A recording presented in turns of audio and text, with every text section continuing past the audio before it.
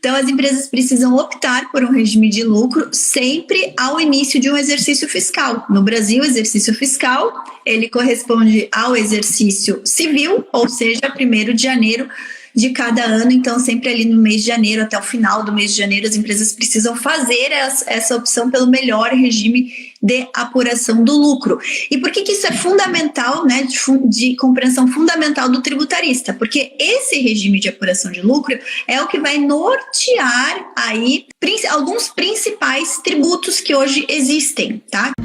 São 3 as habilidades que formam o tributarista do futuro: técnica tributária, inteligência de negócios com o uso de tecnologia e clientes.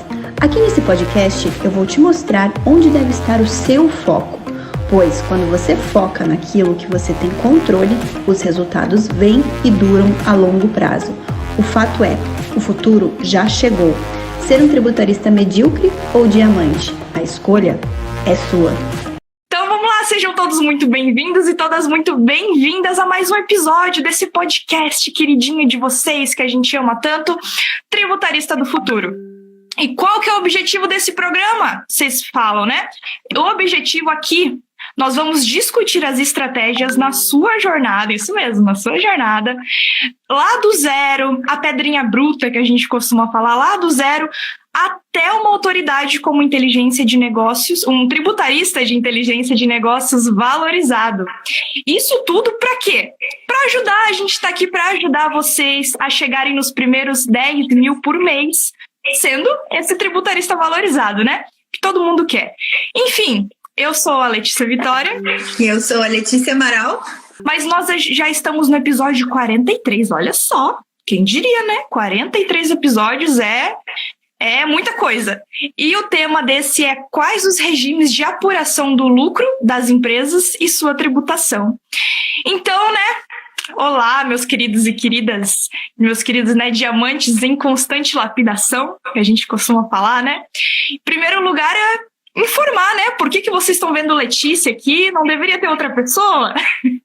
Realmente, gente, deveria ter outra pessoa. Nós teríamos uma convidada de honra hoje para esse podcast, né? Que vocês já estão acostumados com a minha cara, com a minha voz aqui, né? A gente teria uma convidada de honra, a doutora Ana Paula Amaral, de família, né? A gente brinca aí. É, de família, mas sem ser exatamente de família. Sem ser. Tem um primo aí em algum grau que vocês não acharam ainda, né? Mas, infelizmente, né, a gente tem que informar que ela fez um procedimento no rosto e deu uma reação alérgica, e isso impossibilitou de ela estar aqui fazendo o podcast, né? Então, mas a notícia boa é que ela, se vocês estavam aguardando pela presença dela, calma, vai ter. Mas é só semana que vem agora, né?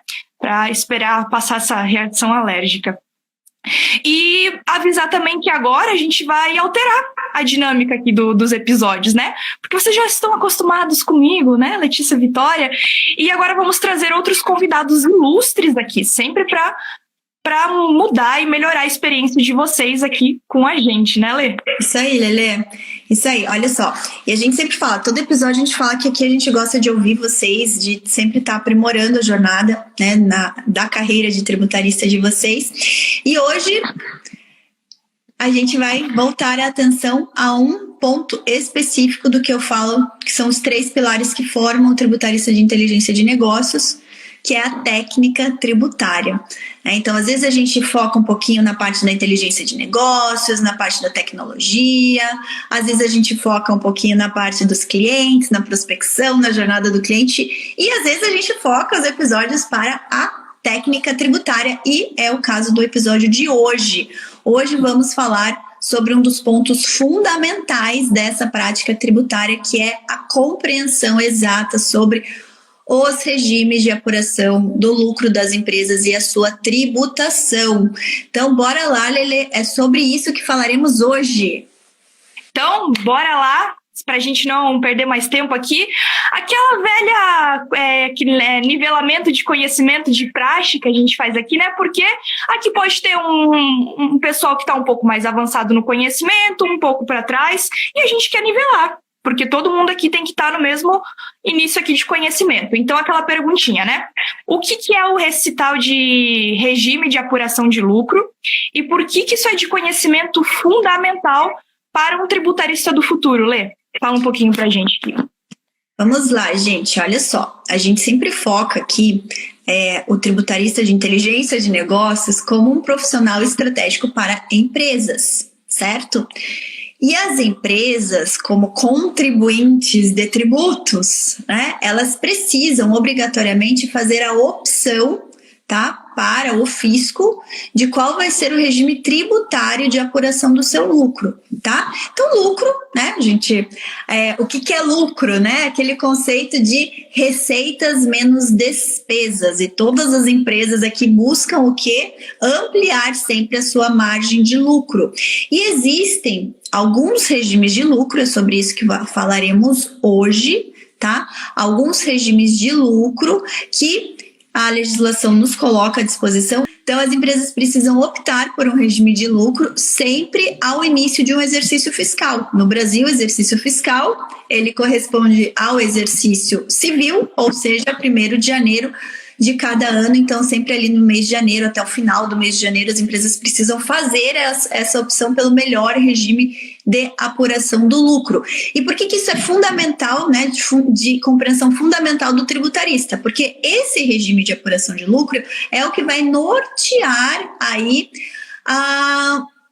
alguns principais tributos que hoje existem, tá? Que hoje a legislação impõe às empresas. Quais são esses principais tributos? Imposto de renda da pessoa jurídica, contribuição social sobre o lucro das empresas, sobre o lucro líquido das empresas, o PIS e a COFINS e, dependendo do regime de apuração de lucro, alguns outros tributos. A gente vai explorar um pouquinho mais sobre isso ao longo do nosso episódio de hoje. E Lelê, deixa eu contextualizar aqui por que eu trouxe isso como fundamental, porque muitas vezes o tributarista, ele é o elo, tá? Ele é o elo estratégico para auxiliar a empresa na escolha do melhor regime tributário, tá? Então, um dos papéis fundamentais é justamente auxiliar nessa escolha do melhor regime tributário. Por quê? Porque se a empresa opta por um regime tributário não tão adequado a ela vai acabar pagando mais tributos.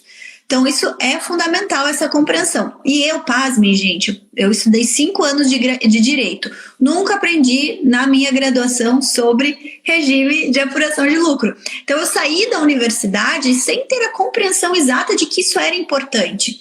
Por quê? Porque eu aprendia lá, regra matriz de incidência tributária. Então, eu aprendia todos os tributos que existiam, mas eu não aprendi durante a faculdade que era importante eu entender as diferenças e o que era fundamental para uma empresa fazer a escolha do regime de lucro. Eu não aprendi isso. Eu aprendi várias outras coisas, mas isso eu não aprendi. E depois eu percebi que esse é o ponto não veio na grade. Esse é o ponto fundamental que, olha só, ponto fundamental que para nós tributaristas vai determinar a nossa o quê? Carteira de serviços ou esteira de serviços, porque a depender do regime de apuração de lucro, nós teremos serviços que se ajustam, que se adequam àquela empresa, serviços tributários que se adequam àquela empresa e alguns outros serviços que não vão se adequar. E, gente, eu nunca aprendi isso na faculdade. Nunca ninguém me falou isso. Nenhum professor chegou nesse nível para falar, olha, o ponto fundamental que vocês precisam para saber como que vocês vão atuar para as empresas é isso. Não, nunca, isso passou muito longe, tá? Muito longe. Por isso que eu trouxe esse tema importantíssimo para vocês. E esse ponto é muito importante porque, além de ser algo que não aprende na faculdade, é o que a gente sempre frisa aqui. Por não precisar de uma faculdade, a gente sempre frisa essa questão de você não precisa necessariamente ter uma faculdade de direito, ser contador também, para ser um tributarista, até porque uma coisa extremamente importante, a Lele aí que passou 5 anos fazendo direito, acabou de dizer que não aprendeu na faculdade, né? Olê, mas então, conta pra gente, quando é que você começou, já que você não aprendeu na faculdade isso, quando que você começou a perceber que essa questão que era muito importante saber sobre essa questão? Lê, eu tive que aprender isso na prática. Por quê? Porque para eu conversar com os clientes, e justamente conversar com pessoa jurídica, tudo iniciava você entendendo qual que era o regime de apuração do lucro, porque senão as coisas não fecham, não encaixam. E aí, claro, a gente tem que, para ser cada vez, né, prestar um melhor serviço para os nossos clientes, a gente tem que se capacitar. E aí eu, desde sempre, procurei me capacitar. Claro que eu sempre tive um auxílio, porque dentro do IBPT a gente sempre promoveu as capacitações, seja por seminário, por congresso, por curso. Então é lógico que mesmo eu lá, acadêmica, eu fazia tudo, todos os cursos, sempre fiz todos os cursos do IBPT, sempre procurei participar na organização e ter contato, eu já até falei isso em outros episódios aqui, e ter contato com os palestrantes. Mas aí todas as palestras ou os cursos mais voltados à prática tributária, gente, era pré-requisito você entender regime de apuração do lucro, e eu ficava boiando. O que está acontecendo aqui? Porque o professor, o instrutor, ele pressupõe que você já sabe, só que eu não sabia. E aí eu fui, daí a gente vai procurando assim, conectar pontos, né? Fechar aquele grande quebra-cabeça, e aí sim que tudo, depois, a partir do momento que eu comecei a entender sobre regime de tributário de apuração de lucro, as coisas começaram a fazer muito mais sentido para mim. Mas foi assim, Lelê, foi realmente assim, vendo a necessidade prática para atuação como tributarista, entender essas diferenciações. Fala pra gente quais são os regimes de apuração do lucro que existem atualmente. Tá, olha só, na nossa legislação brasileira nós temos 4 regimes de apuração do lucro, tá? 4 regimes são fundamentais. O primeiro regime é o regime do Simples Nacional. Eu vou falar um pouquinho mais sobre ele, e é o único regime que ele engloba, ele unifica e outros tributos além daqueles que eu comentei, que é imposto de renda, contribuição social sobre o lucro líquido, PIS e COFINS. O Simples Nacional é o regime unificado de tributação. Depois eu vou explicar um pouquinho mais sobre isso. Por enquanto, só aguardem isso, tá? Além disso, nós temos o regime de apuração pelo lucro real, tá? O lucro real das empresas, pelo lucro presumido e pelo lucro arbitrado. Então, atualmente, nós temos 4 regimes de apuração do lucro das empresas: Simples Nacional, lucro real, lucro presumido e lucro arbitrado. Ah, que show! Então o pessoal já sabe quais são. Mas conta um pouquinho mais sobre eles pra gente, Lê. Tá, vamos explorar cada um deles, tá, Lelê? Olha só. Simples Nacional, gente, é um regime de apuração de lucro que, pela nossa ordem cronológica, ele é mais recente. Por quê? Porque lá a nossa Constituição Federal de 1988, ela trouxe no artigo 146, no inciso 3º, a possibilidade de uma lei complementar regulamentar um regime tributário mais benéfico às microempresas e empresas de pequeno porte. Tá? Então, o Simples Nacional é o regime tributário mais benéfico às microempresas e empresas de pequeno porte, ok? Só guardem isso por enquanto. Lá em 2006, por meio da Lei Complementar 123, é que efetivamente esse regime do Simples Nacional foi instituído no Brasil, tá? Então, um regime mais vantajoso para as microempresas e empresas de pequeno porte, ok? Hoje, além da Lei Complementar 123, nós temos um comitê gestor do Simples Nacional, que é o comitê responsável por regulamentar todas as regras aplicáveis às empresas que estão enquadradas dentro desse regime de apuração do lucro chamado Simples Nacional. E nós temos uma resolução do Conselho Gestor, a resolução atual, a que está vigendo hoje, no momento que estamos gravando esse episódio do podcast, é a resolução 140 de 2018. Então, além da Lei Complementar 123, que traz todas as regras gerais relacionadas ao regime mais benéfico às microempresas e empresas de pequeno porte, nós também temos a resolução do Comitê Gestor 140 de 2018, que esmiuça mais as regras relacionadas a esse regime, tá?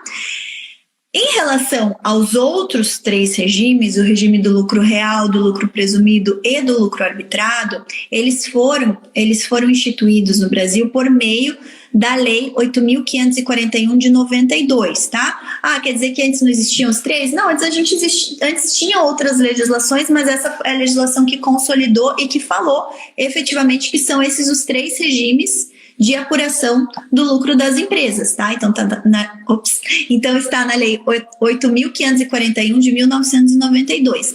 E atualmente o chamado Regulamento do Imposto de Renda, ou para quem está na área tributária mais familiarizado, o RIR, né, como a gente chama o Regulamento do Imposto de Renda, o RIR, que foi instituído por meio de um decreto 9.580 de 2018, ele traz toda a normativa relacionada a esses outros 3 regimes de apuração do lucro. Então, lucro real, lucro presumido e o lucro arbitrado, tá? Então, assim, para a gente contextualizar na legislação, são essas leis que hoje estabelecem todas as regras relacionadas a Simples Nacional, lucro real, presumido e arbitrado.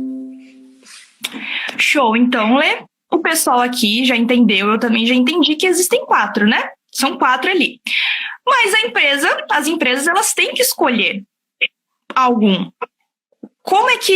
O que ela precisa? O que vai efetivamente levar ela a escolher um desses específicos? Lê, conta um pouquinho pra gente. Tá, então vamos lá, Lê. Simples Nacional, como eu falei, é um regime mais benéfico para microempresas. O que a legislação considera como microempresa, tá?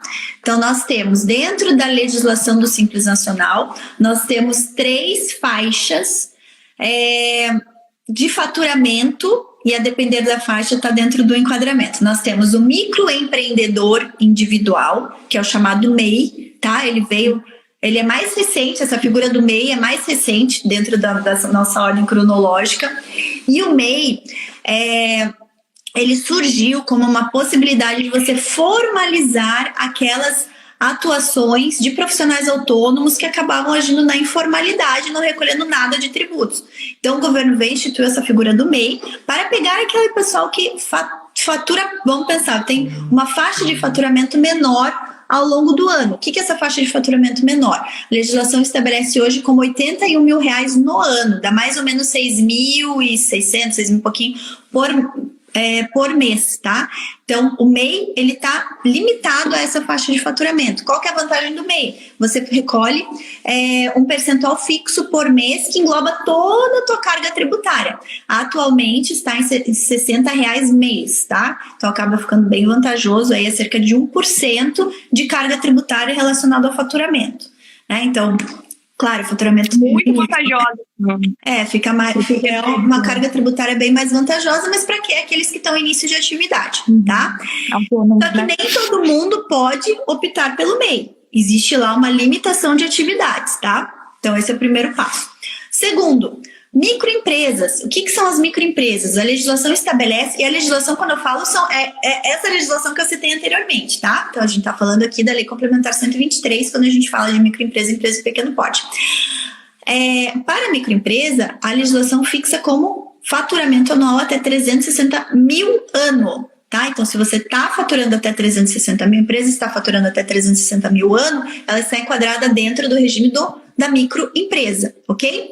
Acima disso, até um faturamento de R$4.800.000 no ano, ela vai estar sendo enquadrada como empresa de pequeno porte, tá? Então, acima de 360 mil até o limite de R$4.800.000 no ano, ela está enquadrada como empresa de pequeno porte. Letícia, então isso quer dizer que a depender dessa minha faixa de faturamento, eu vou estar ali dentro do Simples Nacional? Não necessariamente, tá?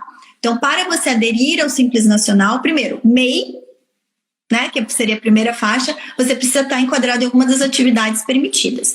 Para você aderir ao Simples Nacional, né, não ao CIMEI, né, o CIMEI é o Simples do MEI, né, mas ao Simples Nacional da microempresa e empresa de pequeno porte, além do faturamento, você também tem que observar a atividade e algumas outras características da empresa, tá? Por quê? Porque lá na Lei Complementar 123, no artigo 17, tá? Artigo 17 da Lei Complementar 123, vem estabelecendo quais são, quem está impedido de aderir ao Simples Nacional, tá? Então, existem algumas vedações na adesão ao Simples Nacional, ok? Beleza, Letícia, eu entendi que, olha, eu posso aderir ao Simples Nacional, eu não estou dentro da limitação. Então, é melhor que eu faça essa adesão ao Simples Nacional? Também não, porque você precisa, além de identificar se a natureza da sua empresa está permitida, né, de fazer adesão ao Simples Nacional, você também precisa olhar alguns outros fatores, tá? Então, normalmente as contabilidades, elas só se baseiam no teu faturamento para saber se você vai para o Simples ou não. Mas os tributaristas, eles sempre olham outros fatores, tá? E eu vou comentar sobre isso mais para frente, aqui ao longo do nosso podcast. Por enquanto, só aguardem isso. Não necessariamente é o faturamento que vai indicar qual o teu regime de apuração do lucro. Tá, Letícia? Então, eu entendi. Simples Nacional, 4.800.000. Qual a repercussão na área tributária? Tem ainda um outro fator a levar em consideração. Por quê? Como eu falei, o Simples Nacional, ele unifica diversos tributos. Então, ele é um recolhimento unificado dos tributos, tá?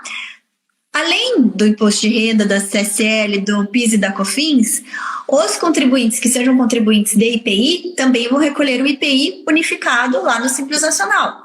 Tá? O IPI é o quê? Imposto sobre produtos industrializados. Então, se eu sou contribuinte do IPI, ou seja, se eu sou uma indústria ou equiparada à indústria, eu sou contribuinte do IPI. Se eu estou no Simples Nacional, vou recolher unificado lá. Se eu sou contribuinte do ICMS, que é o Imposto sobre Circulação de Mercadorias e Serviços de Transporte, de Comunicação, Transporte Interestadual e Intermunicipal, eu também vou recolher o ICMS unificado lá, tá? Com exceção, ICMS só da operação própria, porque nós temos dentro, o ICMS é o imposto mais complexo que nós temos hoje no nosso sistema tributário nacional, e ele tem algumas outras formas de incidência, como diferencial de alíquota, tá? Eu não vou entrar nesses pormenores hoje, mas existem algumas exceções que a própria Lei Complementar 123 traz, quando ela fala quais são os tributos que estão dentro do Simples Nacional e quais são os que estão fora, tá? Então, o ICMS é só o ICMS da operação própria, não engloba o ICMS da substituição tributária, nem o diferencial de alíquota, que a gente chama de DIFAL. E se a empresa é contribuinte de ISS, ela também vai recolher o ISS unificado lá dentro do Simples. Então, são esses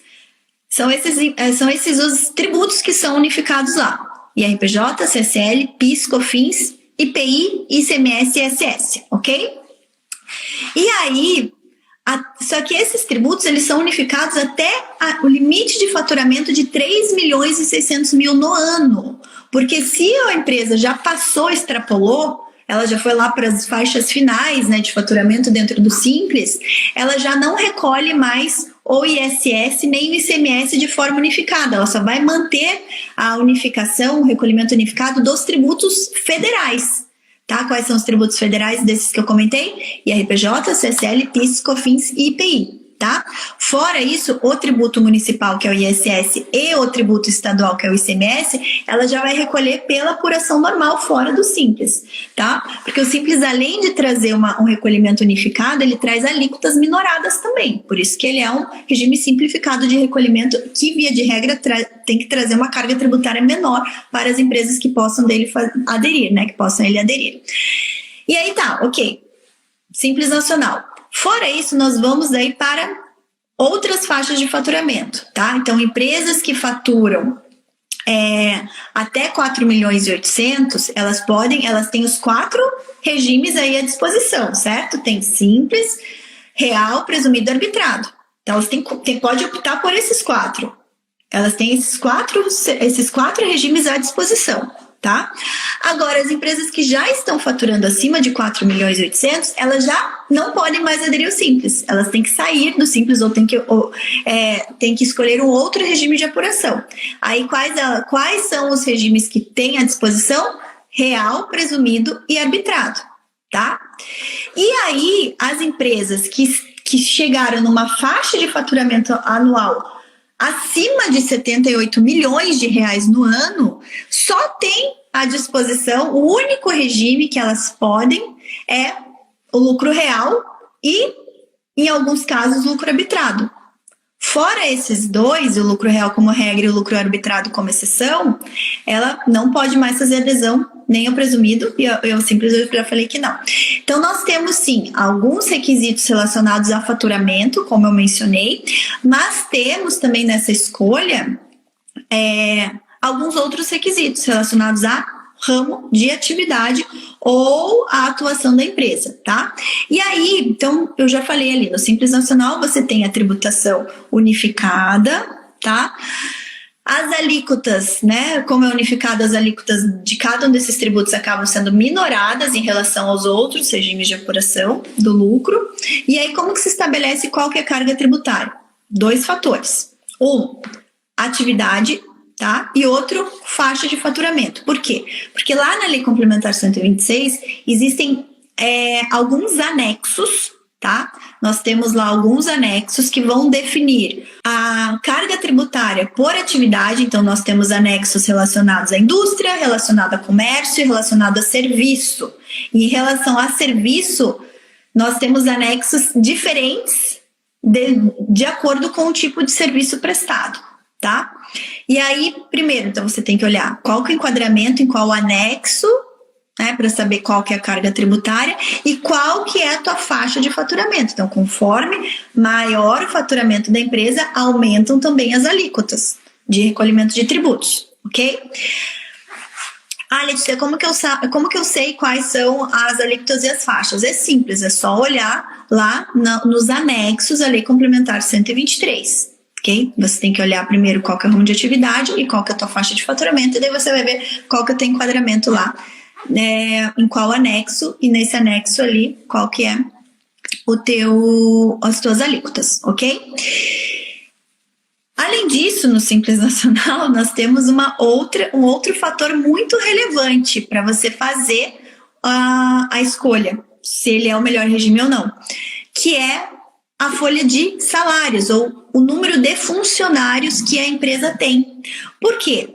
Porque algumas faixas ali, alguns anexos da Lei Complementar 123, eles falam, olha, se a empresa está enquadrada no anexo 3, contudo, ela emprega uma mão de obra, se ela está relacionada no anexo 5, que é o anexo que tem alíquotas maiores, né, dentro de todos os anexos simples, é o anexo que tem uma carga tributária maior, mas se ela emprega muitos funcionários, tá? E daí ele estabelece um coeficiente para você colocar faturamento, a equação entre faturamento e folha de salário. Se você emprega muitos funcionários, você ganha o benefício de sair do anexo 5 e ir para o anexo 3, que é um anexo que tem alíquotas menores, ok? Então, assim, não importa apenas a atividade, a faixa de faturamento, mas também importa a folha de pagamento, tá? Importa, sim, o número de funcionários. Até porque alguns outros anexos, como é o caso do anexo 4 do Simples Nacional, que é aquele anexo que agrava a minha categoria, que são os advogados, ele é um anexo que ele traz as alíquotas por faixa de faturamento, mas ele determina que a cobrança das contribuições previdenciárias... gente, eu até esqueci, contribuição previdenciária patronal também está unificado via de regra no Simples, à exceção do anexo 4, que ela não está unificada, você tem que recolher a parte. Então, também é outro fator que tem que ser levado em consideração antes de verificar se o regime do Simples Nacional é mais vantajoso. Aí, a gente, passando para os outros regimes, lucro presumido, tá? O que é lucro presumido? A legislação, ela traz uma ficção. É uma ficção mesmo, uma ficção que a legislação traz, uma ficção legal. E a legislação fala assim, olha, se a empresa puder, né, tiver ali como opção o lucro presumido, o que vai acontecer? A legislação presume uma margem de lucro, tá? Por exemplo, prestador de serviço, a legislação vem lá e presume que a margem de lucro do prestador de serviço é de 32%. Então, ela vai tributar sempre essa margem de lucro de 32%. Independente se a tua margem de lucro efetiva, a margem de lucro efetiva da empresa é menor ou maior do que 32%, a legislação fixa essa tributação nessa margem de lucro de 32%. Então, a base de cálculo do imposto de renda e da contribuição social sobre o lucro líquido vai ser o faturamento vezes 32%.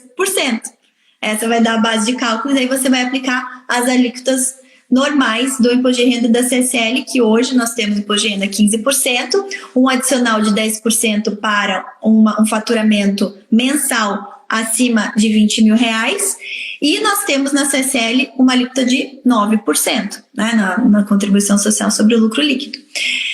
Então, dependendo da atividade, a legislação traz as bases de cálculo presumidas, por isso que é o lucro presumido. Por exemplo, as empresas do comércio, né, as empresas de transporte, serviços hospitalares, por exemplo, têm uma margem de lucro menor, de 8%. Existem margens aí, se eu não me engano, é para transporte, que é 1,6%. São margens bem pequenas, tá? Então, a legislação vai trazendo quais são as margens de lucro presumido para você estabelecer como base de cálculo do teu imposto de renda da CSL, ok? E aí nós vamos para o lucro real. O que é o lucro real? O lucro real é justamente você apurar receita menos despesas, com algumas adições e algumas exclusões que a legislação traz. Então ela fala, você tira a despesa e quais são as despesas que você pode tirar. Então a legislação estabelece. E algumas despesas você não pode tirar, você tem que adicionar a tua base de cálculo. E aí vem estabelecer qual que é a base de cálculo com base na margem de lucro efetiva. Por isso que é lucro real, tá? E aí sim aplicam-se aquelas alíquotas que eu mencionei anteriormente do imposto de renda da pessoa jurídica e da CSL. E aí a gente tem o lucro arbitrado. O que é o lucro arbitrado? O lucro arbitrado, ele nasceu como uma possibilidade para o fisco de, quando ele não conseguia mensurar o lucro efetivo das empresas, o lucro real das empresas que estavam enquadradas nesse regime de apuração, ele estimava, então ele arbitrava o lucro. Tá? Falar, não tenho como saber qual que é o teu lucro real, você não tem escrituração contábil, você faz muita coisa errada, então eu vou ter que arbitrar. Então, o que a legislação trouxe como lucro arbitrado? Trouxe a base de cálculo do lucro presumido acrescida de 20%. Tá? Então, se você pega lá as bases presumidas do lucro presumido e acresce de 20%, você vai chegar na base do lucro arbitrado, na base de cálculo do lucro arbitrado. Só que desde 1996 e desde o Regulamento do Imposto de Renda de 99, a legislação já colocou o lucro arbitrado como uma opção do contribuinte, não mais como uma verificação única e exclusiva do fisco. Ele colocou, é uma opção do contribuinte desde que alguns requisitos sejam atendidos. E daí a legislação traz lá alguns requisitos para que as empresas possam arbitrar o lucro, tá? Ah, Letícia, mas por que as empresas vão querer arbitrar o lucro? Às vezes acontece por conta de planejamento tributário mesmo, para você reduzir a carga tributária, você olhar lá que o teu lucro real, né, ele vai ser mais oneroso do que se você optasse pelo lucro arbitrado. Então, existem diversos planejamentos tributários envolvendo arbitramento de lucro. Ai, cansei, Lelê. Então, era isso que eu ia dizer. Que esclarecimento, Brasil! Que esclarecimento! Eu quero saber aonde que vocês vão achar uma explicação de migração de regime desse nível. Ela teve que se abastecer de água, porque foi uma explicação completa. Isso vocês não encontram na faculdade, é só aqui no podcast Tributarista do Futuro, gente. E gratuito, então, né? Isso aqui é o conteúdo de aula que você está comprando. Gratuito. E assim, ó, não é nenhum negócio que a gente fala, vai para as plataformas de áudio. Eu não tenho. Tem playlist no YouTube, meus amados. Então, assim, que explicação, muito bem esclarecido, Lê, porque normalmente a gente acha que existe nessa migração de regime, vai depender só do faturamento. Vocês também achavam isso, gente? Coloca aí que eu quero saber. Vocês achavam que a migração de regime, ela dependia só do faturamento das empresas? Vocês também achavam? Mas, pelo que a gente viu aqui, essa belíssima explicação, que merece aplausos, não é bem assim que funciona, né? Não é bem assim que funciona. Mas, Lê, o que mais você diria pra gente que é fundamental analisar nessa questão aí de migração de regime? Lê, assim, 2 pontos que são bem fundamentais, tá? Porque, de fato, isso é um erro comum até das contabilidades, tá, gente? Assim, perdão para as contabilidades que não agem, como eu vou falar agora, mas eu vejo na prática que muitas agem. Ah, qual que é o teu faturamento? Ah, meu faturamento é 500 mil no ano. Beleza, você é Simples Nacional. Ah, qual que é o teu faturamento? Ah, meu faturamento é 10 milhões no ano. Ah, você é lucro presumido. Entendeu? As contabilidades, elas se baseiam para a escolha do regime de apuração do lucro unicamente no faturamento. Mas, gente, não é assim que você escolhe qual é o melhor regime de apuração do lucro, porque a gente não está falando do melhor regime de apuração do faturamento, a gente está falando do melhor regime de apuração do lucro. Então, olha só, regime de apuração do lucro. Qual que é o ponto fundamental de saída para você escolher o melhor regime? É faturamento ou é lucro? É lucro. Então, ponto de partida, lembre-se, regime tributário de apuração do lucro. Ponto de partida sempre vai ser o lucro, tá? Sempre vai ser o lucro. Então, baseie-se sempre na margem de lucro do seu cliente. Meu cliente não sabe qual que é a margem de lucro dele. Auxilia ele a encontrar essa margem de lucro. Margem de lucro, receita menos despesa. Tá? Então, qual que é a margem de lucro na mão dele e encontra isso. Esse é o primeiro ponto fundamental, margem de lucro, ok? Eu já falei que você precisa olhar o ramo de atividade, precisa ver se tem vedação lá na lei do Simples Nacional.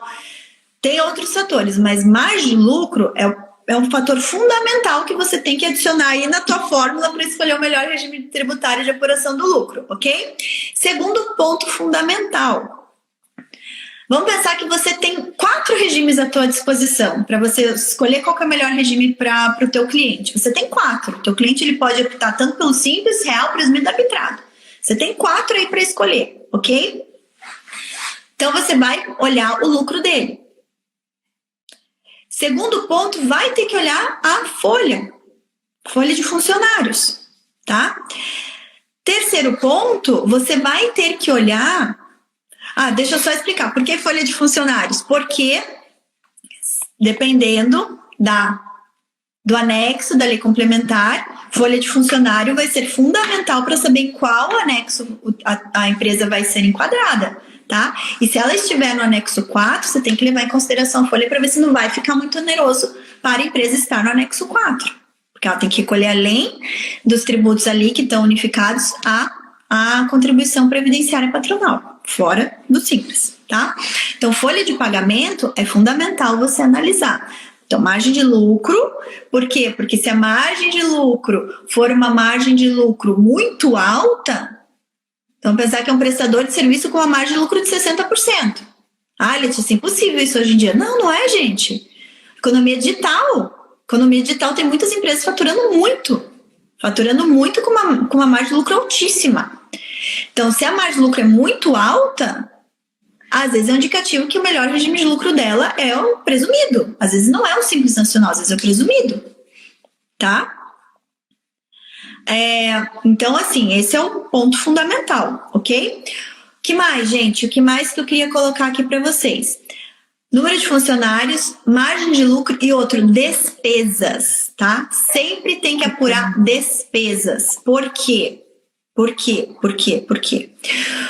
Dependendo do ramo de atividade da empresa, vai ser fundamental saber quais são as despesas, primeiro, que são consideradas dedutíveis, e aí para a gente fazer uma análise do lucro real. Segundo ponto, que podem gerar crédito para a empresa. Por quê? Porque se a empresa está no lucro presumido, obrigatoriamente ela tem que optar. Obrigatoriamente eu não vou dizer, mas assim, 99% dos casos ela vai ter que optar pela apuração do PIS e do COFINS, no regime não cumulativo, tá? O que é um regime não cumulativo? Regime não cumulativo é que você consegue, dentro do PIS e da COFINS, você consegue abater da base de cálculo dessas duas contribuições o que a empresa tem de despesas na entrada. Então, a legislação traz ali alguns itens que podem ser abatidos integralmente da base de cálculo do PIS e da COFINS. Isso só para quem está no lucro real, não vale para quem está no lucro presumido. Então, dependendo se a empresa tem muitas despesas que poderiam gerar crédito para PIS e COFINS, além da margem de lucro, você tem que olhar isso para saber. Porque pode ser que tenha uma margem de lucro muito alta, mas sei lá, tem muita despesa, não faz muito sentido, tá? Você tem uma margem de lucro muito alta, normalmente você não tem tanta despesa para considerar. Mas pode ser que ela tenha muita despesa. E outra, no Simples Nacional, existe uma ampla restrição à tomada de crédito e para quem compra do Simples Nacional também. As empresas que compram do Simples Nacional, elas têm direito à tomada de créditos menores. do que elas teriam se elas comprassem de empresas fora do Simples Nacional. Então, tem vários fatores para serem analisados aí na escolha do melhor regime de apuração do lucro, tá bom? Então, gente, olha só, live super show hoje, podcast super show. E, além de ser um assunto muito interessante, como a gente já falou no começo, é um assunto importantíssimo para você que já começou, já está ali no seu início de carreira como tributarista, ou para você que quer ser um tributarista, né?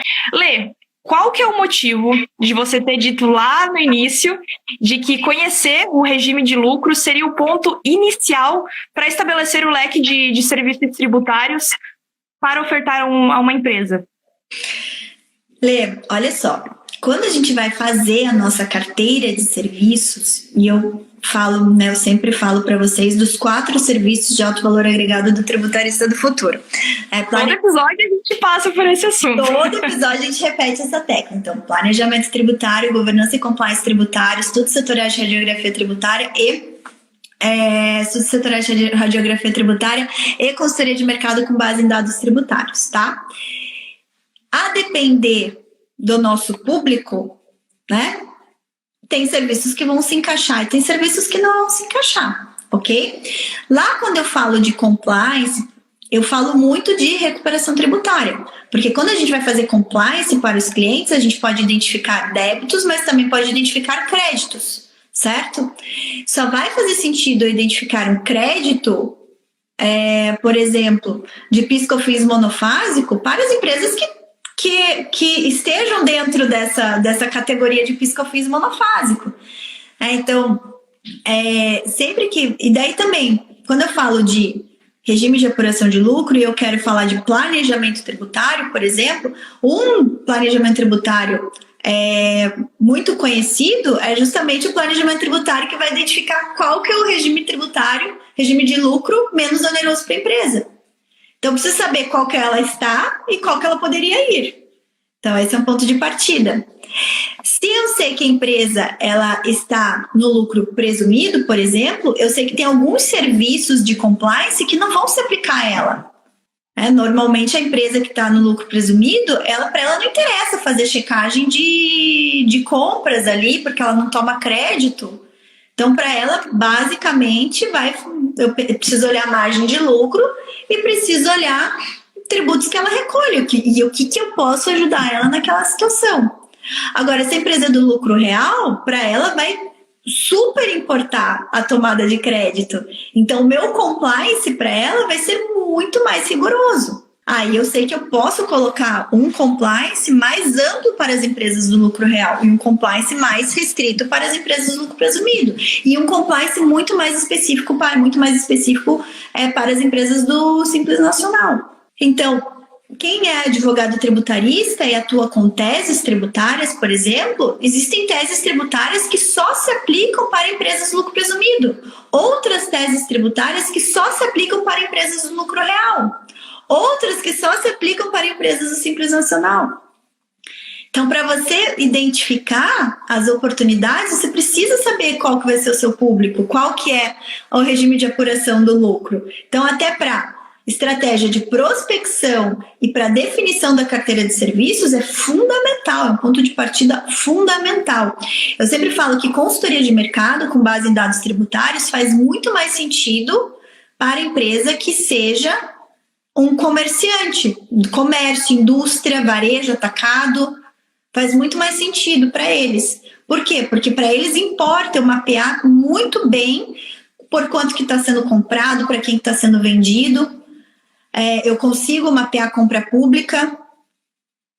É muito mais fácil prestar o serviço de consultoria de mercado para essas empresas. Então, também, regime de lucro é um bom indicativo. Então, são alguns fatores aí que são fundamentais para eu poder identificar meus clientes e quais são os serviços que eu vou levar para esses clientes. Ok? Show, Lê. Olha, explicamos o assunto aqui do regime de apuração de lucro das empresas e não só isso, além de explicou o porquê é importante. Então é um assunto totalmente completo que vocês veem que não é só, como a gente fala, encher linguiça, né? Que o pessoal fala. Aqui nós estamos falando sempre sobre assuntos que se você quer iniciar, quer entrar na carreira tributária, essencial e muito necessário, né? Mas vamos então para as perguntas, Lê. Vamos ver o que o pessoal mandou aqui. Ó, aqui já começamos com uma pergunta boa do Marcelo Lima, 1097. Ele fala, ó, todos esses estudos são explicados no curso de formação do Tributarista do Futuro? Marcelo, sim, porque para eu poder ensinar os serviços para vocês precisam entender essa diferenciação dos regimes de lucro. Até lá no curso, quando eu vou falar quais serviços prestar, eu falo qual serviço prestar para Simples Nacional, lucro real, lucro presumido, lucro arbitrado. Então eu preciso explicar isso para vocês, por isso que eu falo que é um ponto de partida bem importante aí, tá? Show! Agora vamos aqui para a pergunta do Positiva Contabilidade. Olha aqui, ó. Sei que lucro presumido é até 78 milhões. E no caso do arbitrado, tem isso de limite também ou vale igual lucro real? Lucro arbitrado não tem limite de faturamento, tá? Positiva Contabilidade. Por isso que a gente coloca aqui um planejamento tributário bem interessante para quem está no lucro real, é ver a possibilidade, dependendo da margem de lucro, se não seria mais vantajoso ir para o arbitrado do que permanecer no real, tá? Show! Olha que a Thaís Bittencourt, ela falou que a questão da quantidade de funcionários, ela não sabia ali para migração de regime. Show, né? Sim, ó, e funcionário, Thaís, é importante a gente sempre olhar folha de pagamento, primeiro, para saber se realmente é interessante que a empresa fique no Simples Nacional. E outra, a gente tem um grande serviço que é o compliance tributário de folha de pagamentos. Então, quanto maior a folha da empresa, mais a gente pode ajudar a otimizar a carga tributária sobre a folha. Isso tudo que eu estou falando para vocês é estratégia, né? E eu posso falar. Se eu tivesse só me contentado com uma graduação em Direito, não teria aprendido. Pós-graduação em Direito em Tributário, não aprendi isso, não aprendi. Eu fui aprender na prática em cursos muito práticos, tá? Eu fiz muito curso, muito curso mesmo, sobre prática tributária. Então, assim, muita coisa que eu vim aprendendo ao longo desses anos que, E lógico, né, que eu sempre falo, cada caso que a gente pega de cliente, a gente aprende muito, né? Aprende muito mesmo. Então, acho que era isso, né, de perguntas no YouTube. Finalizamos. Muito bom, Lelê, muito bom. Gente, obrigada pela participação de vocês. Então, mais uma pergunta. Sou advogado, mas sem conhecimento em contabilidade. Esse é o meu medo. Olha, vou te dizer um negócio, Marcelo. Não é só você. Aqui, ó, segura minha mão, que é o medo de muita gente. E isso não só medo, é o que trava muita gente de entrar, de ser um tributarista valorizado no mercado, porque e muitas pessoas o contrário também, que são contadores e têm medo porque não são advogados, não têm graduação, e até pessoas, qualquer outra pessoa que tá e não é advogado nem contador pensa, não sou advogado, não sou contador, então não posso ser um tributarista. E é exatamente isso que essas 3 aulas vão trazer. A gente quer tirar essa venda do olho de vocês e jogar para longe, queimar, porque é uma mentira, Você pode sim... Deixa eu falar uma coisa, Marcelo. Você sendo graduado em Direito não quer dizer que você vai ser um bom tributarista. Você sendo graduado em Contabilidade não quer dizer que você vai ser um bom tributarista, tá? Por quê? A Giane comentou ali no YouTube, ela é graduada em Contabilidade, o que eu tô falando aqui para ela não aprendeu na graduação. Então, a área tributária é uma área específica, você precisa estudar para ser tributarista. Então, não tenho conhecimento em contabilidade. Gente, você vai estudar e vai adquirir o que precisa da contabilidade para atuação na área tributária. Porque o que eu estou falando agora, em tese, gente, seria básico para quem sai de uma graduação em contabilidade saber. E as pessoas não sabem. O que você vai precisar saber? Obrigações acessórias. Tá? Obrigações acessórias. Mas, gente, obrigação acessória, claro que eu ensino para vocês o que é obrigação acessória. E vocês vão, no dia a dia, vocês vão manusear documentos, vai ficar natural. Quanto mais vocês praticam, fica natural para vocês. E outra, eu não sou graduada em ciências contábeis, não sou. Nem foi porque Você fala, Letícia, eu tenho que fazer graduação em ciências contábeis. Não, gente, eu supri o que precisa para o meu conhecimento por meio, primeiro, de cursos, como eu falei, fiz muito curso, tá? Claro que eu consolidei isso para vocês, vocês não precisarem passar anos da vida de vocês como eu passei fazendo curso. Mas eu fiz muito curso. Você consolidou em um só. Eu tenho muita prática. Então, hoje, os contadores pedem minha consultoria. Eles querem saber como que eu vou orientar eles a fazer melhor o serviço deles ali na parte fiscal das empresas. E outra, a aliança, sempre falo, se aliar a profissionais que têm mais experiência, perguntar, ir lá, ter curiosidade, gente, isso eu vejo que falta muito nos profissionais hoje em dia, e ter curiosidade e ter aquela ânsia pela pesquisa. Curiosidade, gente, pega lá, pede pro teu cliente mandar lá um SPED pra você dar uma olhadinha como que é. Curiosidade, eu lá na minha época não tinha SPED quando eu comecei, eu pegava balanço, pegava lá conta, né, pegava razão da empresa, pegava os livros, dava uma olhada, entendia, sentava com o contador do lado para ele me explicar e tal, para daí com o meu conhecimento técnico na área tributária poder ver onde que eu auxiliava ele melhor. Então, gente, nada é desculpa, tá? A desculpa quem faz é você mesmo, então vamos parar de tirar desculpa. Se você tem interesse em ir, nada vai te travar. Porque o teu desejo é melhor. Você tem que se olhar lá na frente já. Quem vai ser você daqui a um ano? Como que você vai estar daqui a um ano? Como que você vai estar daqui 2 anos, daqui 3 anos? Quanto mais tempo você demorar para começar, mais você vai ficar no mesmo lugar. Né? Então é bom a gente pensar nisso também, é importante. A Tati falou que tem uma pergunta, Tati, eu não consegui entender a tua pergunta, para mim aparece, depois de 2 anos e meio estou voltando para atuar como analista de planejamento tributário, para me indicar nesse retorno transportador, eu não entendi muito bem, Tati, a sua pergunta. Aonde é que tá isso? Tá aqui na caixinha de perguntas do Insta. Não consigo ver. Pelo que eu entendi, você está indo trabalhar na área fiscal, na área de planejamento, analista de planejamento tributário de uma transportadora, é isso, né, Tati? Olha só, Tati, tem muita coisa que você vai ter que entender, né, da própria parte da transportadora. Existem coisas bem específicas na área tributária para a transportadora, tá? Então, tudo que você puder entender o negócio do teu cliente, que vai ser o teu empregador, faça. Eu vou te indicar algumas pessoas bem especializadas na parte de transporte, tá? Você pode procurar a doutora Sheila Santos, ela tem um perfil no Instagram, que ela só divulga conteúdo voltado à tributação de transportes, tá? Ela é bem nichada em transporte. Doutora Sheila Santos. E você pode olhar o nosso perfil também, a gente tem uma empresa dentro do grupo chamada IMTech, tá? I de eu, né, em inglês, I am de eu sou em inglês tech, de TCH, então como se fosse a IMTech de tecnologia.